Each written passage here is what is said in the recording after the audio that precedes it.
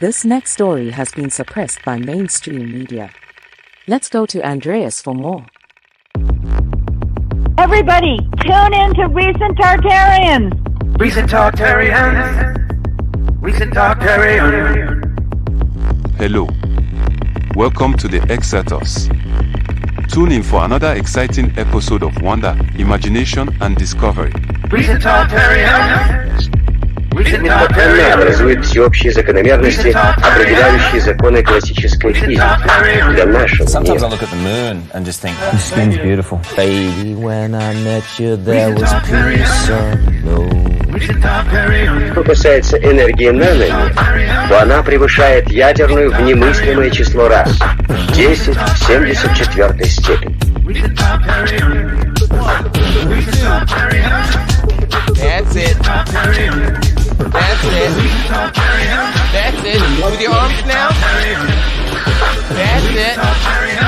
That's it.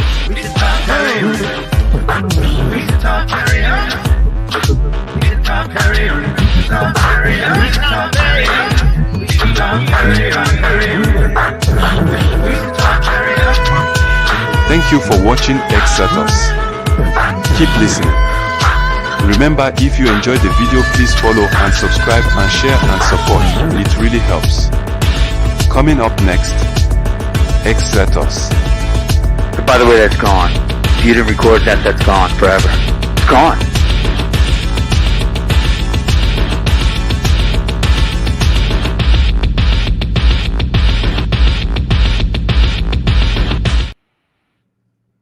How are you, my friend? Always exciting to see you. Today's show is brought to us by the Russian Illuminati, the letter Q, and viewers like you. Thank you, America. No, I'm kind of kidding. This has been a fun week. There's a lot of crazy stuff going on, and all of a sudden, Leo's out with a new book this month. We were talking about it not too long ago. You were in the process of finishing it, and you just had finished your last one, 10.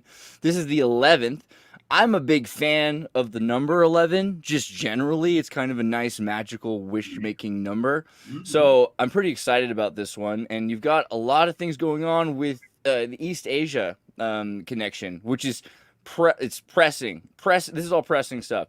But just thank you for being here. Why don't you introduce what you've been working on? How you been, Leo? Well, I'm definitely not King Louis.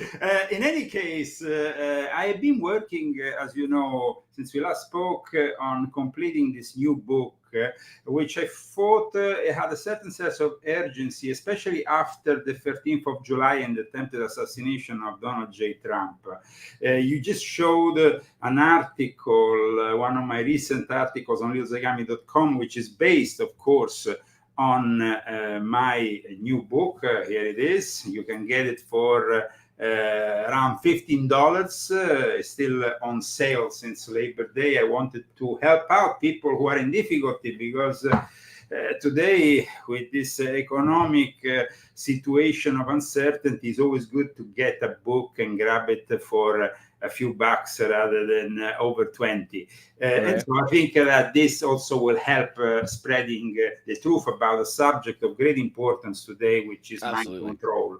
I mean, when it comes down to what you revealed just a moment ago when you showed this article, my book is based, of course, on a timeline, the history of mind control, but also the future of mind control. And in this case, what you're showing is really the future of mind control, because right at the start of July, basically 1 week before the attempted assassination of Donald J. Trump, they announced that finally they were capable of doing something that was only dreamed of before and might bring to a new level of conformity and mind control once it's, of course, inflicted upon all of us as a human species. What a wonderful medical advancement, Leo.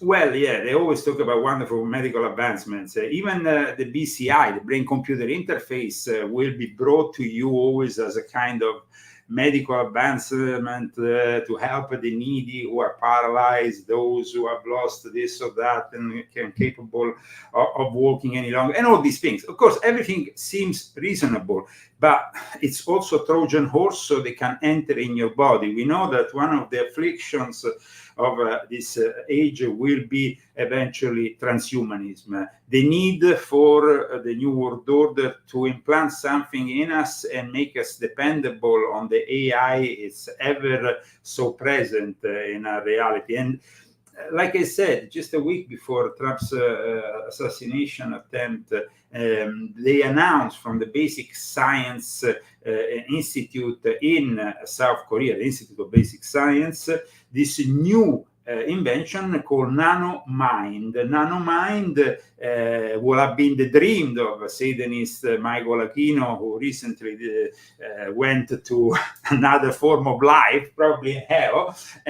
But I was very close to Michael Aquino because we talked many times about the Monte Carlo Lodge. And in the Monte Carlo Lodge, I used to have a regular correspondence with Michael Aquino, who we even invited to the Principality of Monaco. Of course, people was always focused on Dr. Michael's, and he used to like to be called Dr. Michael Aquino. And the accusations against him, particularly which of course are very reasonable and probably true. I mean, I always found him a creepy guy. What happened in the 80s with the Presidio case was probably in the end dismissed by the military authorities because they, of course, needed Aquino. Aquino was a pioneer in the science of psychological warfare. My only concern is that anybody who looks that weird already, like, I don't know. Maybe he was evil, but if you're that evil, don't you have a normal haircut? The most weird thing is that in the last few years of his life, he even managed to arrive and become the head of the Campbell clan in Scotland and nominated a baron. That's a bit of an insult because I'm a member of the Campbell family. My mother is Jessica Lyon Campbell Zagami, and so to have actually him as the head of the clan was something that I found pretty old. But you know, because Campbell and Camel and the connections to the Scotch and the Botswana Africa thing. So like that's the Scottish rite back to primordial Shriner culture. He made it's like that's like Little Town Boy makes it big. You know, you got to be like, congratulations, Michael. I think that he probably gave a lot of money to I imagine so. You see, the thing is that while in England the actual titles are locked in to the nomination, which is given by, of course, the Queen or the King or whoever is in charge in the kingdom. In Scotland, they seem to have a way of maybe giving these titles also outside of the classic aristocratic setup and family. So I wouldn't be surprised that Michael Aquino actually even paid or had some kind of knowledge about getting this title maybe through his own connections in military intelligence, past connections, because he had retired just before the invasion of Iraq. And then, like I explained in my book, he actually was very pleased when he published in November 2003 the second edition of his very controversial essay, which he initially published in 1980, and this essay was characterized by a new and more sophisticated and less, let's say that he was not really a proponent of MKUltra. He had been a fairly, people always say, Michael Aquino, MKUltra, no, but in reality, he was very critical of MKUltra because he had elaborated this work called From Psyop to Mind War, the Psychology of Victory, with, by the way, at the time, coroner Paul E. Balelli, which then we saw more recently as a Fox News opinionist of sorts, with Michael Aquino, at the time major and, of course, part of the headquarters of the 7th Psychological Operation Group in San Francisco, because at that time it was based in San Francisco. I think since then they have moved to another town here in California. They elaborated this new doctrine for psychological operations, which, like I said, after the invasion of Iraq, he was rather pleased to say they had put in action this whole doctrine. Now, what happens is that MKUltra ended in 1973. As you know, it emerged publicly speaking in 1975. That was the moment in which MKUltra became almost like gradually. I would say that it was almost like a big scapegoat for the moment, because nothing came out of that scandal, nothing came out of the committee, and it's like there's nothing in this hand. There's nothing in this hand. Well, you've got something in the other hand, right? First of all, what happened was that in 1973, the then head of the CIA had conveniently destroyed every evidence of all the various sub-projects of MKUltra, which included, of course, also the very inconvenient Subproject 68 of Dr. Cameron in Canada, who, of course, then suffered a lot of not only of criticism, but also of attempts to get money, because the Canadians were not really happy with what happened back in those days. And of course, you're showing now Subproject 68, which was a awful way of experimenting. But you know, the Canadians were so polite about it. So the Canadians are always proud about it. In fact, in this book, I also show the latest PSYOP, which was actually conducted. And here we have to go very carefully, because we are broadcasting, of course, on YouTube, and there is still very fierce rules regarding the pandemic. But there is ample evidence of a documentation issued by the Army of Canada, which conducted a full-on investigation, I think inspired by the Ottawa Citizen publication in Canada that investigated the whole thing, and came with the conclusion that during the initial phases of the pandemic, until they were exposed really, they exercised an enormous amount of propaganda and influence on the Canadian people, unwillingly participant to a massive experiment of mind control.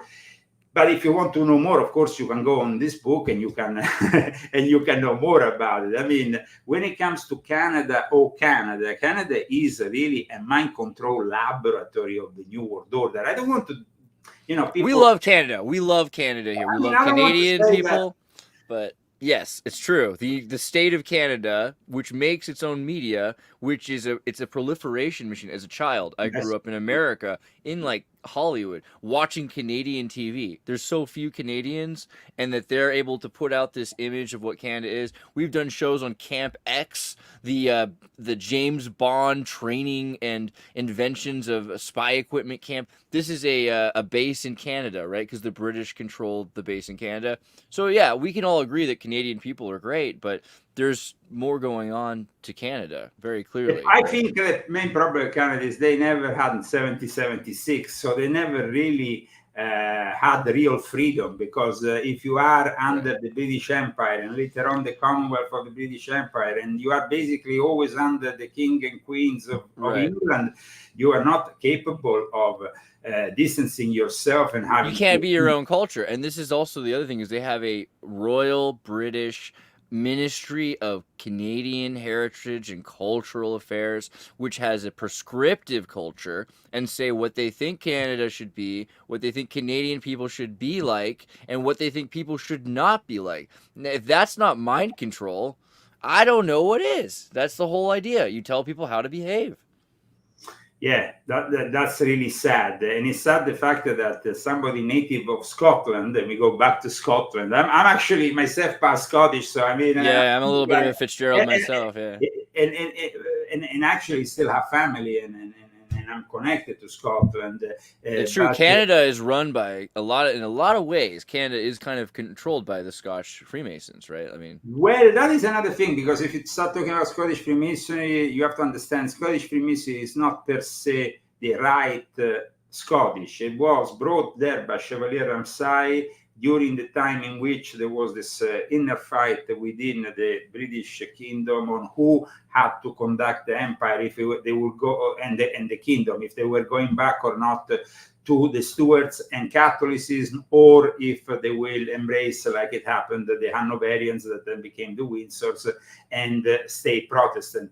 And all this happened in the 1730s when Chevalier Ramsay was actually the tutor of Bonnie Prince Charles. But this is something that is not inherent to what we're discussing today. However, Dr. Ewen Cameron was a distinctive man with a distinctive resume from Scotland, who had moved to Canada early in his career, had been a psychiatrist that was actually asked to evaluate Rudolf Hess in 1945 to see if it was fit to trial at Nuremberg. So, I mean, this guy didn't come with any, he wanted money for his own research. But I tell you one thing about Subproject 68 within the MKUltra subprojects. He would have probably conducted a project on his own without the CIA. Or he was obsessed with these kind of experiments, which he called deep dive, and which, of course, infringed in the rights of these patients that were completely brainwashed and made to do things, and it was terrible, the level of conditioning. Now, in my book, I explain from chapter 1 how the first experiments in conditioning came from the Soviet Union, from Dr. Ivan Pavlov, who started to experiment with his dogs. Later on, of course, with people, once he came into a deal with Vladimir Lenin, who wanted to mind control and persuade his Soviet population. Now, when it comes to Dr. Cameron, we can say that he's a little bit trying to follow on the experiments of Pavlov, and also knowing that those Pavlov's experiments became the norm in Russia and also in China, because China was profoundly inspired. And when it came to the war in Korea, the Korean War, that was the moment in which MKUltra was born inside and outside the United States. Outside of the United States, in Canada, Great Britain, but it was also a great way to have Cameron working in Canada, because you could always use the clause of plausible deniability. And in fact, to this day, also this mass class injunction to get some money out of, they didn't really get that much, because the Canadian laws always try to bypass the problem by saying retroactively they couldn't condemn foreign, because it was a foreign initiative by the CIA in Canadian territory.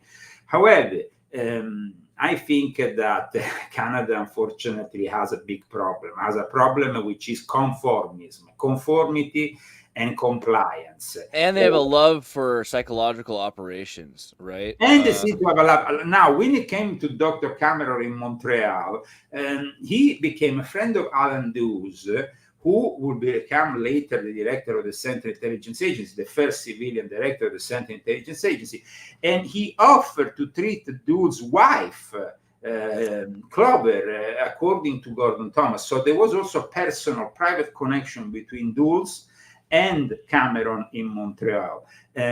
Since Cameron had a reputation for being very good with treating women's psychological complaints, let's say that was the kind of thing. And even John Marks in his excellent The Search for the Manchurian Candidate gives Cameron the benefit of a doubt when it comes to whether or not the Scottish-born physician knew that his projects were receiving CIA funding. I personally don't give him that kind of doubt. I think that John Marks was being a little bit diplomatic there, or probably at the time when he wrote that book, he was still a bit scared of making such an assertion. I can make it, I'm not scared. The guy died a long time ago, and I think that at this point we can say the truth about what happened. Also because that clinic that he built up with all these crazy experiments, well, that clinic sadly went on until like 9-10 years ago. I mean, it was not closed down that long ago. I mean, Right. the Canadians kept it open. Now, Cameron was born in Scotland in 1901. He had a degree in psychological medicine, like my father. I was myself directly linked to these experiments because my father worked and experimented for MKUltra in Paris during the 1960s. And so he told me a lot about these experiments that he conducted, the way they were using certain substances once the LSD would become too strong. And there was a group of psychiatrists, of doctors who were basically conducting these experiments in Paris at the time. Now, we know a few things about the experiments, of course, conducted by Cameron in Canada. We know a few things about all the experiments conducted here in the US, including in Fort Detrick and other places. But we don't really know much about the experiments of MKUltra in France. Have you read this one? The 1951 Pont Mass Esprit mass poisoning for a long time was assumed to be ergo poisoning, but now with the CIA Freedom of Information Act, it's found that the CIA actually was putting LSD into ergo, and they poisoned some 250 people with LSD in large doses just to see what. Like I told you, my father, Dr. Elliot Zagami, had a direct experience. I mean, he was in Paris for a couple of years participating to these experiments.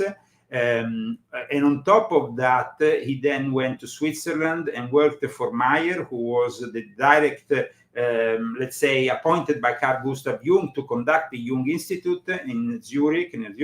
And so the whole project of mind control and connected also, of course, to the infamous Tavistock Institute that prior to 1947 was known as the Tavistock Clinic, was something that in the end disgusted my father to the extent of leaving psychiatry altogether in the middle of the 1970s, because he disliked the political abuse of psychiatry that was conducted also in the Western world and not only in the Soviet Union. And so that was, of course, the experience that my father had, a medical professional, somebody who was held in high regards by Meyer, who personally came to visit him in the middle of the 70s in Rome. And he said, sorry, I'm no longer interested in participating with this whole show. I no longer believe that we are really ethically and morally when you poison 250 Frenchmen, like I'm talking like 6-year-old kids, babies, mothers, old men on the street with their like baguette, like you put 200, like an entire town of Catholics that are almost medieval period. They've never experienced modern world, and you just drug them like that. I mean, I can imagine how it would take away the ethics of a man if he didn't realize some other government is in some other country using some other guy. You see, that was quite incredible because up until the second phase of MKUltra with Operation Midnight Climax, here in the US, we didn't have experiments on unwilling citizens, but they could still do them abroad. They could also accidentally, like Climax was like, well, if they go to a strip club, I mean, who cares? Well, but that was the moment in which they decided also to conduct experiments on unwilling citizens of the United States of America. I mean, there were laws that were protecting from 1948 with basically a law that has only been amended in 2012, the Smith-Mundt Reformation Act of 2012. But from 1948, Truman was wanting to pass that law 1 year before NATO kicked off, because we here in the United States were then privileged with being the only country protected by a law. And that's why, like I said, also Cameron's experiments were done in Canada. And then there was always this plausible deniability used also by the FBI and the CIA when it came down to all the various experiments conducted here in the United States of America that transformed the city like San Francisco in a laboratory that gave results. I mean, we saw the summer the flower power experiment, that was a result of this experiment. That's true. I think that we can also say that Anton LaVey's 1966 Church of Satan was a product of MKUltra. Oh, and of its time. And of its time. I mean, imagine you're a criminologist working with the police department, and look what the whole look what they're doing in that town. But also, you have to remember, like I explained in my book, because then you have in 1968, of course, at the premiere of Rosemary's Baby in San Francisco, the great meeting between LaVey and Michael Aquino that will, of course, then carry on and produce what eventually in the middle of the 70s will become the Temple of Set. But regardless of that, I think that really MKUltra and all the experiments that were conducted in that city created the basis for the present crisis that we have today in San Francisco. I mean, today we have a mental health crisis in San Francisco, a drug problem in San Francisco, and nobody still seems to connect it to those hideous experiments that were instead carried on back in those days. Because, of course, in my book, I want to make it clear, I don't base my book on fiction or on urban legends. Right. MKUltra will eventually become a urban legend in the age of the internet, and everything will be MKUltra. That artist is MKUltra, this actor is this. But in reality, MKUltra, formally speaking, ended in 1973. And what came after were other operations, equally important and equally, of course, terrible for those they were inflicted upon this.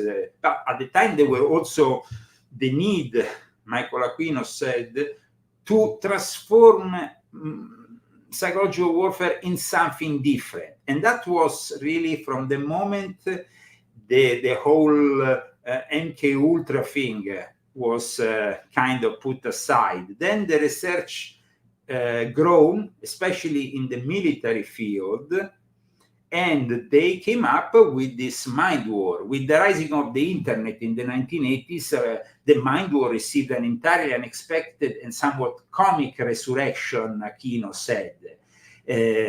But it's also true that there was a Orwellian blueprint for Manchurian candidate mind control and world domination in MKUltra. But these experiments, did they actually result in something that worked? Well, when they work, those experiments, it's like once it works, it doesn't stay as an exclusivity of the CIA. It's not like they have, the exclusive, we have branded this and now we have our own mind control. No, it doesn't work like that. Once they invented certain things through these hideous experiments, then they became in use from other organizations outside of the CIA, cults, rather than transnational organizations, non-state actors. All kinds of people could then access to that experience and make it their own. But let's look at this for just a quick second. So earlier you mentioned psychic driving, right? Because Donald, Ewen Cameron does this thing, and everyone's like, look how horrible this guy is.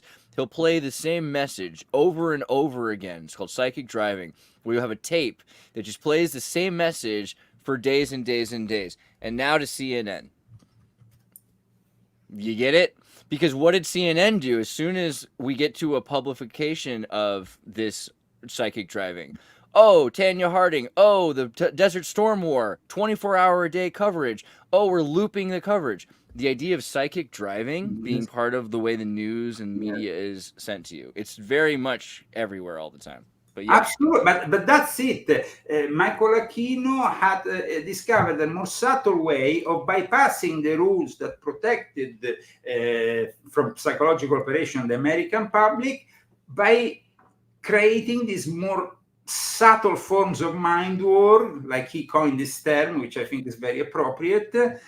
And of course, here is not about whoever says Michael Aquino is the conclusive evidence and proof that there is black magic in the Pentagon everywhere. This is not part of what we are discussing here. Here we are discussing the fact that Michael Aquino's work became, because of its importance in the non-lethal, non-injurious, and non-destructive way of conducting mind control, while instead MKUltra, well, aside from Frank Olson, who was thrown out of the window, probably killed a lot of other people. Okay, so Michael Aquino said we shouldn't kill people. We shouldn't really be so invasive. That's why he was against that kind of form of mind control, and he was instead, like you said, on more soft.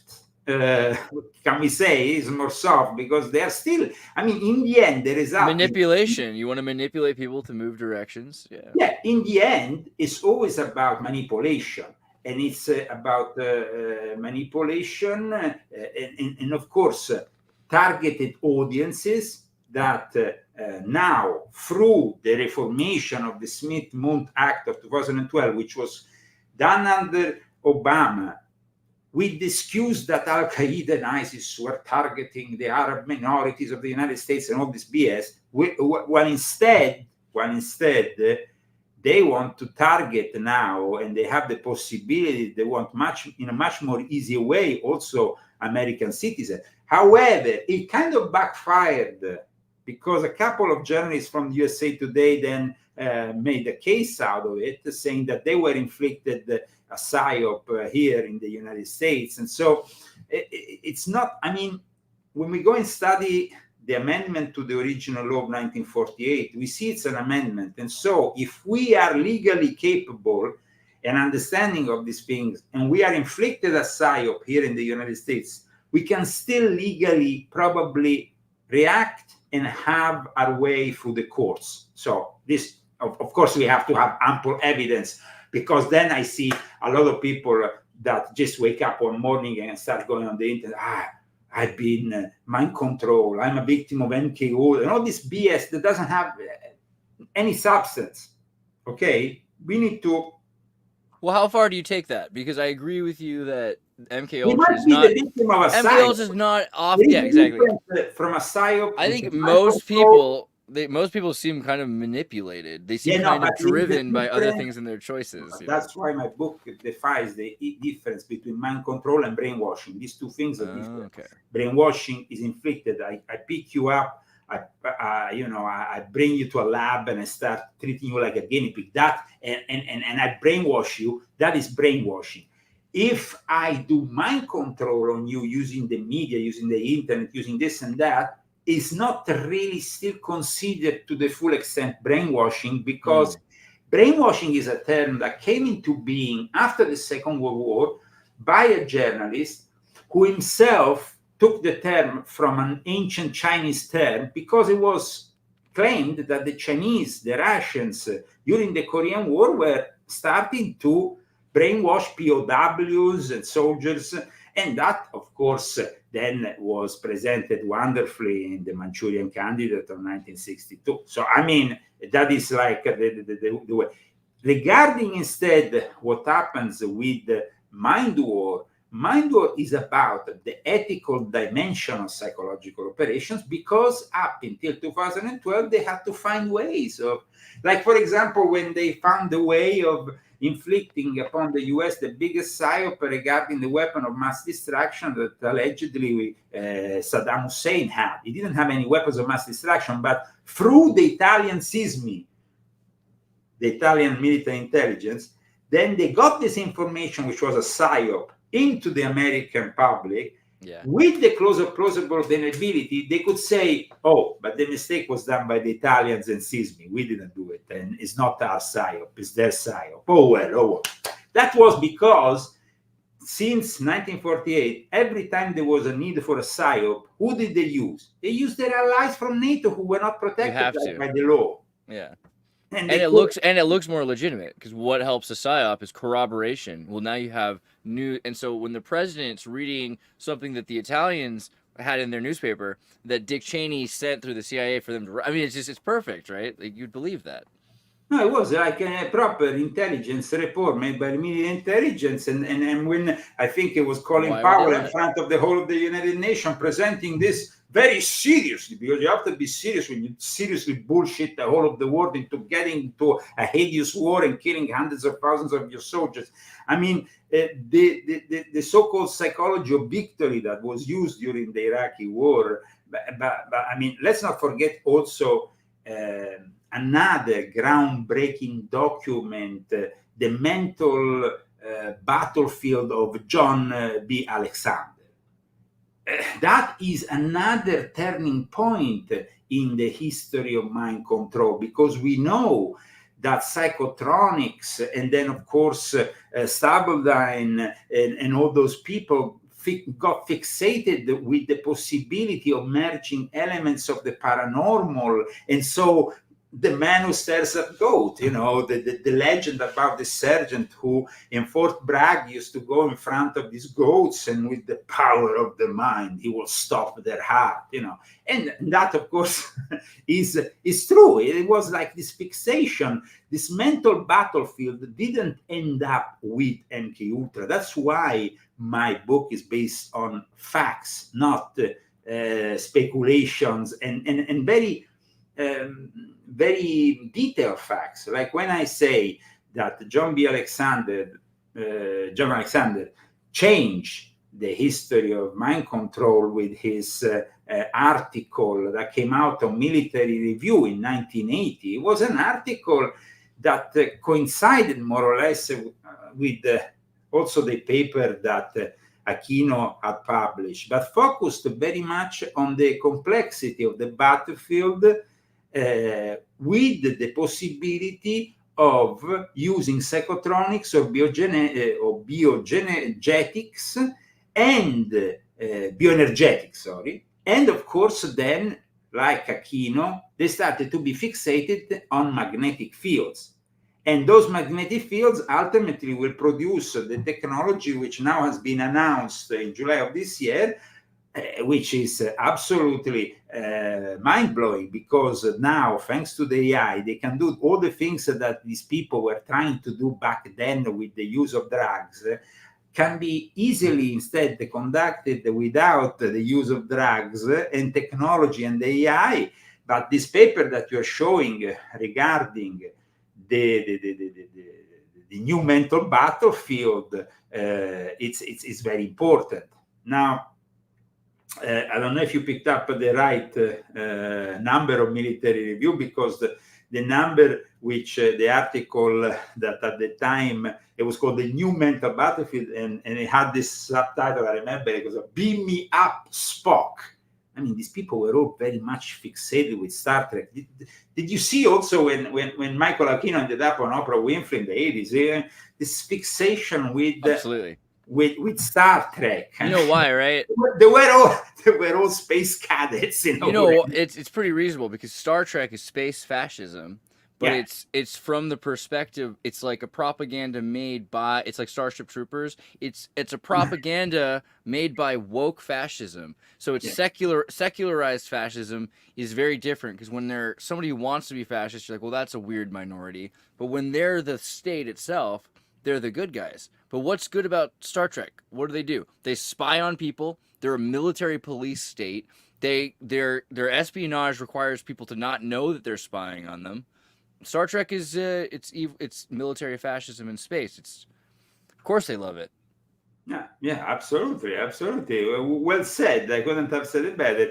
Regarding why they went into this new mental battlefield, we always see that, like in the case of MKUltra, which was based on the fact that these experiments had been conducted during the Second World War already by the Nazis, and then the Soviets were working on them, so they had to do the same thing. We can say that equally in the 1970s, after the end of MKUltra, still the Soviets were working very much with the paranormal. It was generally believed that the Soviets and their allies were well leading the parapsychological research, like also in practices like remote viewing, for example, just to give you one.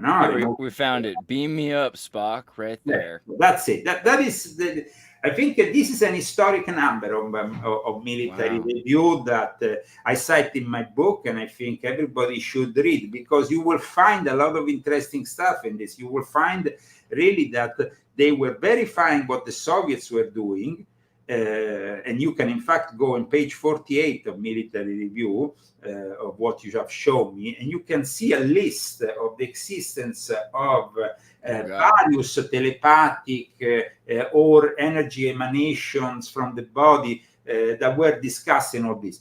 And that eventually will bring, years later, when Michael Aquino published the book Mind War, he really there defines it even better, because he says we are understanding the Homo electromagneticus, the man who is electromagnetic, who emanates these magnetic fields. And so if we then emanate fields on him, we will have a reaction in his mind. The problem here is that up until they could map completely the brain, they couldn't really act with absolute precision. However, when it comes to great direction to like research, yeah. But what happened then with recently with the attempted assassination of Donald J. Trump, I explain in my book, they erased all evidence already 10 days after, when they cremated the body of Thomas Crooks. And this cremation was actually conducted 10 days after the cremation of Kerr Ritual, which was conducted parallel oh my to God, the assassination. I never thought about that before, but no, I'm not saying I believe this. I'm just saying it's possible. If someone were to, all right, the thing that Trump turned his head. Andreas, okay, the husband of Nancy Pelosi is a senior member of the Bohemian Club, and he was conducting the ritual this year. I have here the invite which I published in the book. This is the invite of this year, and they do it always in a very cinematic way. In fact, this year they had actually Jack Myers as a director. Really, Jack Myers did it? That's so the thing is that while they were doing that, they were also doing something else. And you know that each encampment in the Grove has a specific characteristic, and the encampment that is more powerful is the military-industrial complex one. So once you are in an encampment full of Bohemians that are all in the military-industrial complex, and they are conducting a ritual, and during that ritual, you actually have the attempted shooting of a president. Well, I mean, you ever gotten the meat plate at the grill? Yeah, no, but the synchronicity is a little bit too. So, I mean, they would have probably.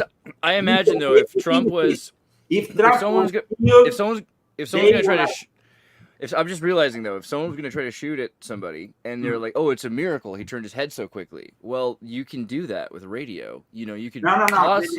The thing is, I don't believe that Trump. I think really Trump was saved by an act of God. I think that Trump will have become another victim in the long list of lone gunmen, like started with Lee Harvey Oswald, and then you have many others that follow. Now, the actual making of a Manchurian candidate was possible already back in the days of JFK. Imagine today in 2024. I mean, the guy was probably...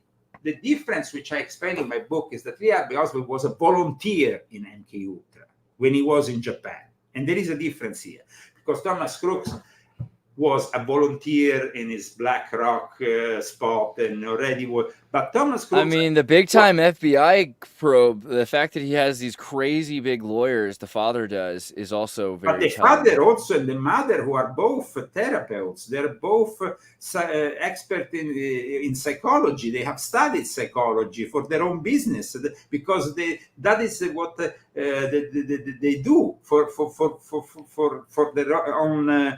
I mean, you really want this guy as your psychologist telling you how to live your life better?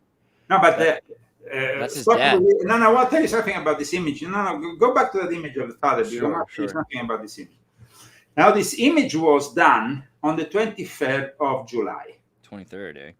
The day his son was cremated, he went out to the supermarket and bought all the shit. Now, if your son is cremated, and you care about your son, will you go out to the supermarket that day? God, right? It's ridiculous. How hungry is this guy? There is only 2 videos of the parents, and nobody has ever confirmed that under the mask that is the mother, but many, of course, have speculated, and apparently it is the mother. The fact is that these 2 people, they are professionals of the mental health professionals. And you want to tell me that a mental health professional doesn't understand if their son is sick? And actually, the father gave his the gun used for the attempted assassination and the killing of Imperatore, the year before, it was transferred from him to the son. The same thing happened with the father of the guy who just conducted the mass shooting in the school. But on the contrary of because this guy is a libtard with a lot of connections in the Democrat Party, both him and his wife, he's untouched. While instead, the guy who is the father of that recent shooting, Thomas Crooks. No, the recent. I'm talking about what happened a couple of days ago. What happened? Oh, the Chicago thing. Yeah. Well, father did the same thing. Last year, he gave his he invested the gun to. He gave the gun to his son. Now, the difference is that the father and son appear in court, but the other guy has never appeared in court. He gets away with his son's murder, even after giving him the gun that killed the guy from the fire brigade and attempted to kill Trump. So there is a different standard here. Yeah. There is like two standards. Very weird and ridiculous. And so that really points it out for you. It's like it tells you something about both situations. No, but it also tells you something that these parents, and the incredible thing about this recent school shooting, and I talk about mass shootings in my book because they started when they launched Prozac and all the other antidepressants. So the rise of mass shootings goes with the big pharma antidepressants. It's kind of like one and the other. Correlation doesn't equal causality. YouTube censors, but yeah, keep going. And it's like the beginning of MKUltra coincides with the discovery of the first two antidepressants in history. Super weird, right? Who could? It's a wild synchronicity. But in any case, the fact that this guy who basically had been stopped and interrogated by the FBI together with his son, a few months later says to the son, "You can have the gun." I mean, come on, guys. I mean, it's insane. Right. Of course, it's different from Thomas Crooks' parents, who are even mental health professionals, which makes it even worse. Right. Because they should know. They have to know. Absolutely. Otherwise, it's better that you hang your mental health professional thing. Or at least don't have a gun. Like, don't give a gun to your kid. If you know that this guy, it's your son, you've lived with him all your life, and you've got qualifications to tell you someone's crazy, and you get him a gun, you know? It's just like insane. And unfortunately, the former fire chief Corin Imperatore lost his life. People were wounded. People were traumatized. Many people will be traumatized forever for what happened that day. I disagree, Memory Man. I think you haven't seen a conductor with an orchestra. It's very synchronistic. I also want to remind people what MKUltra means, because people talk about it, but they don't talk. Again. Manufacturing, killers, utilizing lethal tradecraft requiring assassination. It's not just like it's something a little bit deeper. And like I said, MKUltra formally doesn't exist anymore, but the products of MKUltra exist. It's like when we say, okay, we no longer have Atari video games. We still have video games. We don't have Atari, maybe as big as it used to be. I would even nuance it more. I would say that MKUltra had a very specific goal of turning people into effective agents that could be used and utilized for missions or for operations. I don't think all mind control is for that anymore. I think that with the urge of drugs and 24-hour cable, pacification is at least as big of a thing. They want to pacify as maybe more people than they want to make into agents. MKUltra is a privilege. MKUltra is a past thing. The new thing is about inflicting the masses more and more forms of mind control that basically numb them and create idiots. It's not MKUltra. MKUltra was like enhance, be a soldier, be able to memorize things. It was, but it was still terrible, and terrible things were done. And it produced probably also the dark side of the Age of Aquarius and the flower power. But terrible things were done to Italian boys who became amazing opera singers. I mean, you know, terrible things are done to children to make them into great things. That was probably what the CIA's whole, they're like, we're going to turn them into something great, which is not the goal. Which is not the goal today. My grandfather, Henry Lyon Young, wrote a book called Castrato based on that. So, I mean, but going back to the actual, I would say that there's a lot of comparisons that we can make between Lee Harvey Oswald and what happened with Thomas Crooks. Like I said, Lee Harvey Oswald was probably more aware of what he was doing because he actually embraced MKUltra experiments. He actually went to Russia. And then, while instead Thomas Crooks looks like the typical victim of a psyop, of a very complex psyop. And of course, he was also, before he went on his rampage, he was actually communicated with somebody. We know that there were some encrypted communications and stuff that will probably never be released to the public. We know that, of course, the deep state, meaning the FBI, the Secret Service, and of course the Homeland Security, which with a webinar conducts the extraction for, I mean, that's ridiculous to prepare the agents for the day with a webinar that doesn't even work out. All these things are because they wanted Trump dead. And this is the truth. I mean, they wanted Donald J. Trump dead. And that's why Donald J. Trump, 2 hours after the attempted assassination, called RFK Jr., who was himself, his father, the victim of a mind-controlled subject. It's interesting to see a fumble, right? Because we're so used to seeing Mission Impossible TV shows where the mission just goes off flawlessly. Somebody say, who wanted Trump dead? Guys, I mean, how can you even question who wanted? I mean, the list goes from here to Washington, guys. I mean, please give me a break. I mean, we're supposed to be intelligent people here in the chat. Now, who wanted Trump dead? I can give you a list. Like I said, I could write probably a 10,000 pages book. I could do it too. With the list. But I would say that mainly the military industrial complex and NATO. NATO, which has started a new thing called cognitive warfare, which goes even beyond psychological operations and has a base here in the United States of America. I talk about this in my new book. Cognitive warfare is actually conducted here in U.S. territory by a former French officer.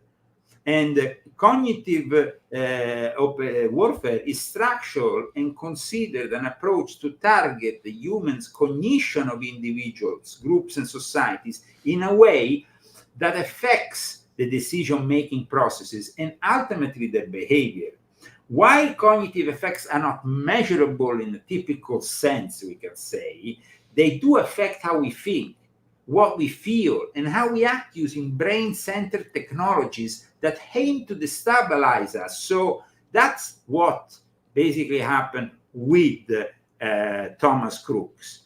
And it's very important, the reasoning that we have in the Article 3 of the Washington Treaty, which is NATO's founding document.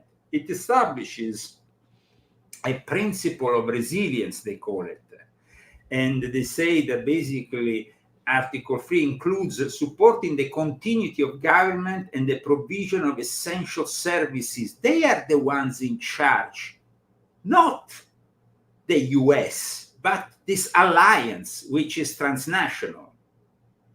So I think that it's a priority for us to understand that this cognitive warfare that NATO is inflicting upon all the members of NATO. And Pepsi, like you think about corporatism, because you've got Rockefeller lead, which creates, 1959 at their first bridge to the Soviet Union. Why don't you go and Google Cognitive Warfare Allied Command Transformation, which is their center here in the US. Cognitive warfare. It's called the headquarters of Supreme Allied Commander Transformation, HQ SACT is the acronym. And this is where the development of cognitive warfare and the concept of cognitive warfare has been developed since very recently, 2021. So we are talking about the most recent development in mind war. Let's not forget that Michael Aquino in the 80s not only went... Is this right?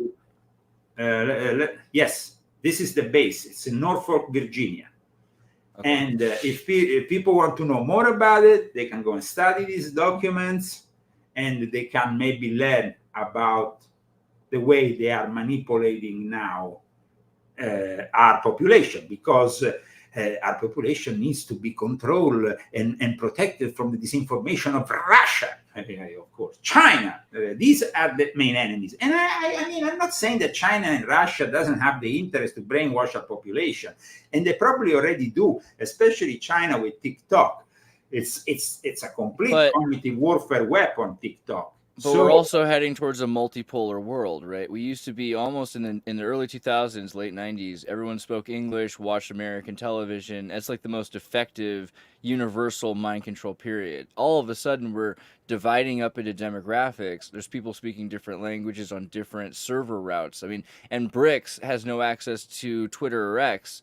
We're basically at a point where there's one West and another East, and we're going to have separate mind controls, separate culture, separate demographics, right? Somebody is rightly saying cognitive warfare incorporates also time biological, neurogenetic warfare, of course, but there is an additional reason why NATO is developing a concept for cognitive warfare. A cognitive attack directly targets the minds of civilians. And that is important because we are not talking about militaries. We're not talking about psyops, which are usually inflicted on military. From the time of Sun Tzu, we have psy warriors sent ahead of the combat to inflict this mind control on the population that was so scared, or maybe would be given this information on purpose. Genghis Khan was a master. Genghis Khan will send ahead his Psy warriors, and they will terrorize entire towns or even states, regions, and they will say, the guy's about to arrive. He's going to rape your daughters. He's going to eat your heart. He's fearless. He has 1 million soldiers with him. The guy arrived maybe with 10,000 soldiers, and then he positioned them in different ways like an illusionist with cards, and then everybody was like, Genghis Khan. And Genghis Khan, by doing that, he conquered basically half of this planet. So it worked out for him. But like I said, the target the minds of civilians. And this is a violation, in a way, of the law of armed conflict, but it is, unlike psychological operation, cognitive activities are not directed at our conscious mind, but at our subconscious mind, which is the main drivers of our behavior, our emotions. So it's a little bit more, it's much more difficult. It's about sensation, it's about a feeling. Cognitive warfare is about a feeling. It sounds like, I'm talking about some music here, that's good music. It's about a feeling. Well, yeah, it is about a feeling. And even music can be used, of course. But yeah, it is. That's a great example, because if you latch onto a feeling of something, then you like it. I mean, hypnosis works better at the circus when you go along with it, right? That's the thing, when you're voluntarily. Yeah, no. And so the psychological operations are directed externally. But when you talk about the emotion, this takes us to a place, a different place in the mind control, because it's through hyper-personalized targeting. And that's what they did with Thomas Crooks.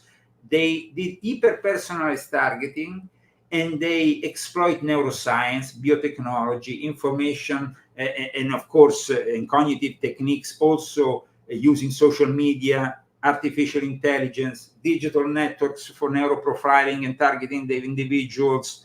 I mean, a variety. They can actually access your DNA, 23andMe or whatever, and go through the history of your whole bloodline and see, well, there is a tendency in this bloodline to do this or that. So, I mean, this is the future of mind control, which I've been talking about in my new book. And it's, I think, groundbreaking, because here we are at a crossroads in which we are about to lose our freedom of thought, our own will is under attack because we might lose our will. And I wanted to really do this book because I want to offer the possibility to people to understand how they can still keep their brains clear from a satanic infestation. Because you see, in the Bible it says very clearly, Satan can't read our minds, only God. God knows everything, Satan doesn't. But the moment in which you put a mind control, a brain-computer interface, a chip, anything, well, then Giving them a change. translator, yeah. The moment that they can actually read our thoughts simply by watching with the algorithms, our face, and the way we act, well, that is basically giving the devil the possibility of entering your mind. I've been major concerned about this as well because, growing up in America, we have Thomas Hobbes and everybody loves John Locke. I don't really like John Locke so much because he's like, you can have this right and that privilege. But Thomas Hobbes says you have one right, perhaps, which is the right to try not to submit to authority until you die, right? You can get killed refusing to submit to authority. But like, as you just said, that one right we have might very quickly disappear. With this kind of power of suggestion, and not just mind control, but as you've mentioned, body control, because they understand everything. When it comes to cognitive attacks, they seem to always remain below the threshold of armed conflict. The effects can be lethal and multi-domain. They affect all the 5 domains of warfare, because that's how we know them. Furthermore, though, these attacks are people-centric. And meaning they have human cognition as the center of gravity. And in principle, that is a continuous, never-ending battle. Although not proven to be a cognitive attack, we have also the so-called Havana syndrome, which I also talk about in my book, which is this cluster of adverse symptoms that have been reported. But China is globally one of the leading nations in the scientific development of such capabilities in cognitive warfare. Within the context of the Chinese free warfare strategy, an integrated people-centered psychological and legal approach, the Chinese have developed a database with the profiles of more than 2 million prominent individuals worldwide that they may use to influence decision-making processes with their AI capabilities, which in 2030 will give birth to what we generally call Cyber Satan, which I have dedicated, as you know, 3 books, volume 6.66, volume 7, and volume 9. So I thank you so much, because we always seem to have very interesting conversation. I wish I had more time, Andreas.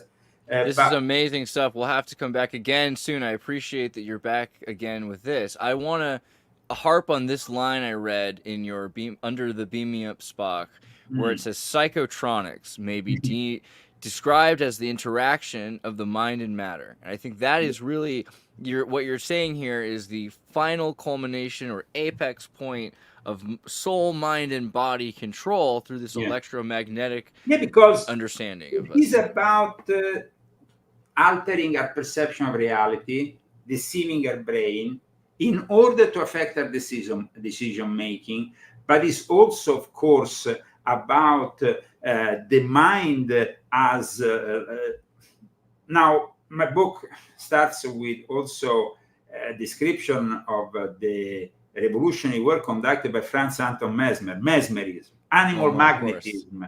And we went from calling it animal magnetism into calling it hypnosis.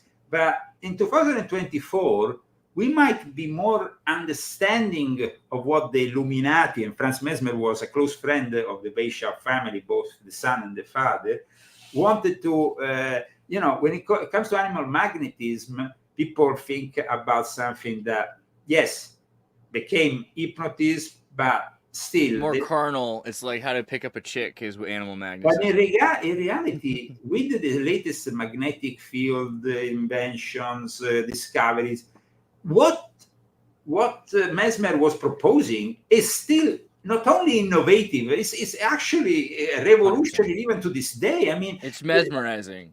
It's mesmerizing, yeah. And we know that at the time we had of course, this big conflict between him and Count Cagliostro, another big figure of the Illuminati, by the way, a member of my family, Giuseppe Balsamo.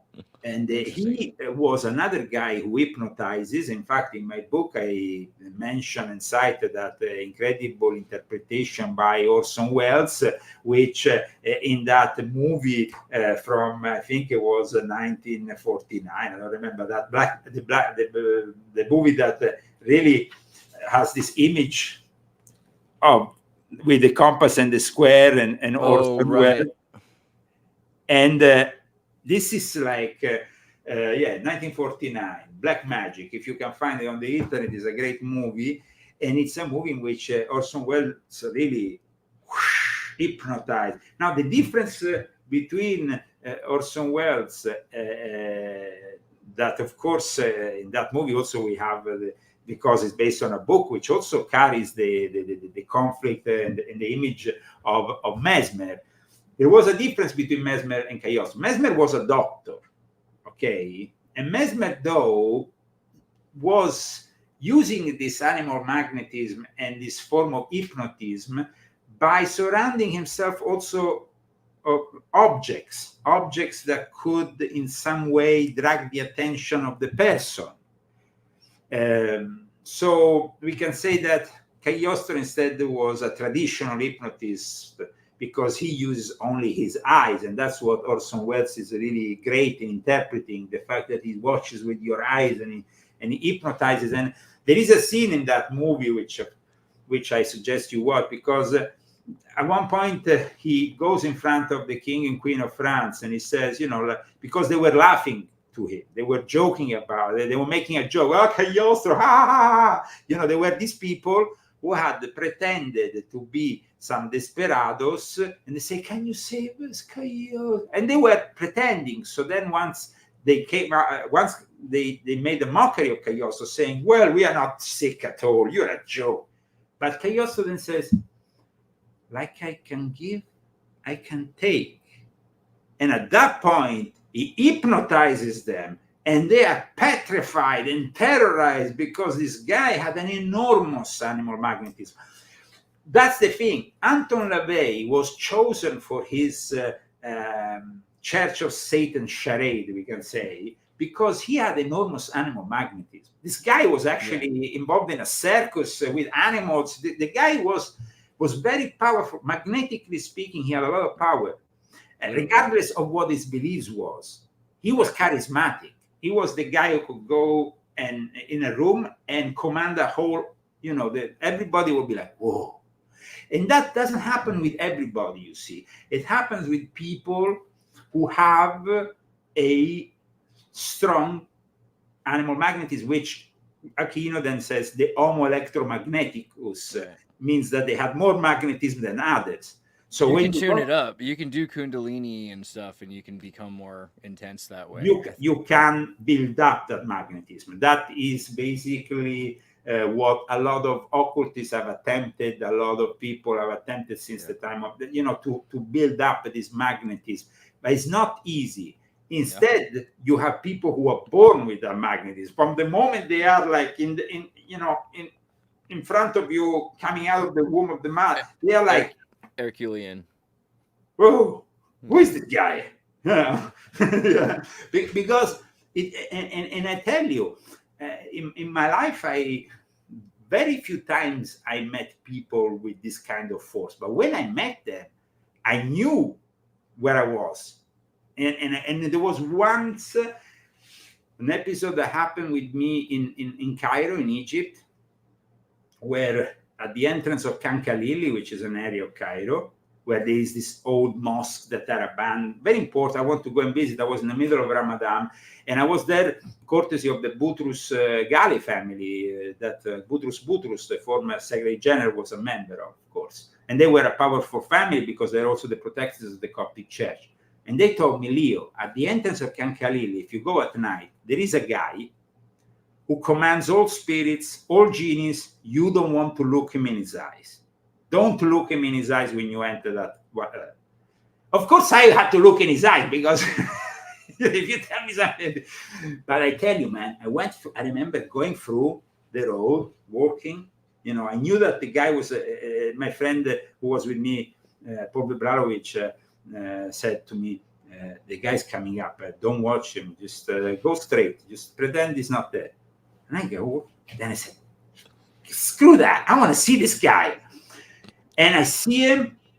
And the moment I see him, I felt I was losing it. I was projected into another. I was like,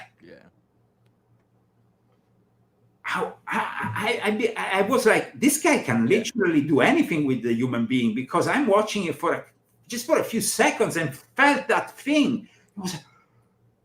And I was like, okay. I made myself the sign of the cross. The guy, you know what he did? He smiled at me. And I was like, whoa.